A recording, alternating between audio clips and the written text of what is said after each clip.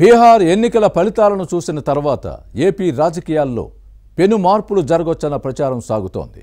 2029 assembly ఎన్నికల్లో AP ప్రజలు మళ్లీ కూటమికే పట్టం కట్టే అవకాశం ఉందన్న ఆందోళన వైసీపీ నేతల్లో కనిపిస్తోంది.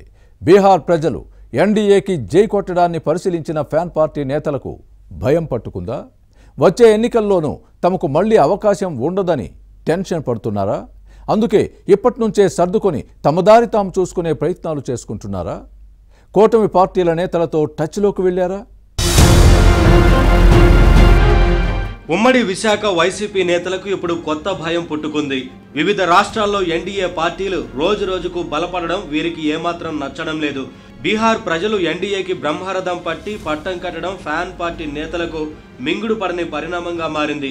అక్కడ ప్రజలు కూటమికి ఏకపక్షంగా ఓట్లు వేయడంతో ఇక్కడ వైసీపీ నేతలకు మతిపోతోంది. అయితే బీహార్ ఎన్నికల్లో కూటమి ఘన విజయం సాధిస్తే ఉమ్మడి విశాఖ జిల్లా ఫ్యాన్ పార్టీ నేతలు ఎందుకంత కలవరపడుతున్నారని అనుమానం రావచ్చు. కానీ ఇక్కడే అసలు లాజిక్ ఉంది. వాస్తవానికి బీహార్ ఎన్నికల ఫలితాలను చూసి భయపడాల్సిన అవసరం వైసీపీకి లేనేలేదు.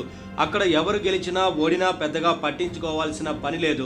కానీ బీహార్లో కూటమి గెలిచినట్లే 2029 ఏపీ ఎన్నికల్లో కూటమి విజయం సాధిస్తే తమ పరిస్థితి ఏంటని మనసులో తలుచుకుని టెన్షన్ పడుతున్నారు. ఈ మాటను ఊహించుకొని విశాఖ ఫ్యాన్ పార్టీ నేతలు భయపడుతున్నారు.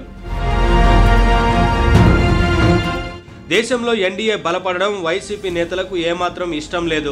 ఇతర రాష్ట్రాల్లో అలా జరిగినా పెద్దగా పట్టించుకోవడం లేదు. కానీ ఏపీలో మాత్రం బలపడకూడదని కోరుకుంటున్నారు.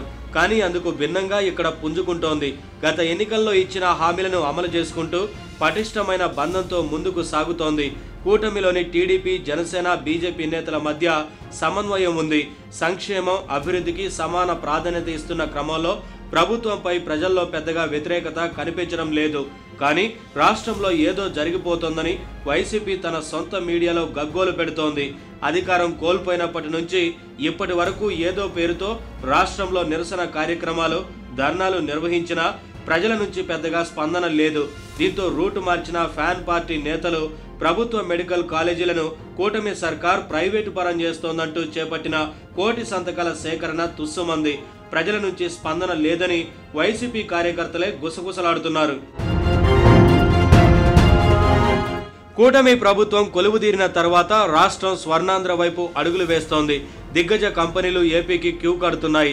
గూగుల్ డేటా సెంటర్ కోసం పలు రాష్ట్రాలు పోటీ పడినా సీఎం చంద్రబాబు, మంత్రి లోకేష్ కృషితో విశాఖలో ఏర్పాటవుతోంది.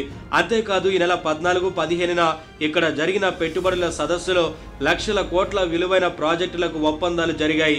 కూటమి అధికారంలోకి వచ్చిన ఏడాదిన్నరలోనే ఇంతలా అదరగొడితే మిగిలిన 3.5 ఏళ్లలో ఇంకెంత సాధిస్తుందో సీఎం చంద్రబాబు తమను రాజకీయంగా చితగొడతారని వైసీపీ నేతలు కలవరపడుతున్నారు. దీనికి తోడు మూలిగే నక్కపై తాటికాయ పడ్డట్టు బీహార్ ఎన్నికల ఫలితాలు ఫ్యాన్ పార్టీ నేతలకు కంటి మీద కునుకు లేకుండా చేస్తున్నాయి. 2029 ఏపీ ఎన్నికల్లో అవే రిజల్ట్స్ పునరావృతం అయితే తమ గతి ఏం కావాలి? అధోగతి తప్పదేమోనని తెగ టెన్షన్ పడుతున్నారు. జగన్ను నమ్ముకుంటే నట్టేట మునగడం ఖాయమన్న ఆందోళన వైసీపీ నేతల్లో కనిపిస్తోంది. అంతా భ్రాంతియేనా అంటూ విశాఖలో ఫ్యాన్ పార్టీ నేతలు విషాద గీతాలు ఆలపిస్తున్నారని వినిపిస్తోంది. దీంతో తాము ఇంకా ఫ్యాన్ పార్టీనే పట్టుకుని వేలాడితే రాజకీయ భవిష్యత్తు ఉండదని భావిస్తున్నారు. ఈ నేపథ్యంలో కొందరు వైసీపీ నేతలు కూటమి పార్టీలపై దృష్టి పెట్టారని గుసగుసలు వినబడుతున్నాయి. ఇప్పటికే అలాంటి వారు కూటమి నాయకులతో టచ్లోకి వెళ్లారని సమాచారం. ఫ్యాన్ పార్టీకి ఇక భవిష్యత్తు లేదని పూర్తిగా నిర్ణయానికి వచ్చిన తర్వాత ఏ క్షణమైనా కూటమి పార్టీలోకి జంప్ అయ్యే ప్లాన్లో ఉన్నారని ప్రచారం జరుగుతోంది. మరి వైసీపీ నేతలు భయపడుతున్నట్లుగానే బీహార్ ఫలితాలు 2029 ఆంధ్రప్రదేశ్ ఎన్నికల్లోనూ కూటమి రిపీట్ చేస్తుందా లేదా అన్నది చూడాలి.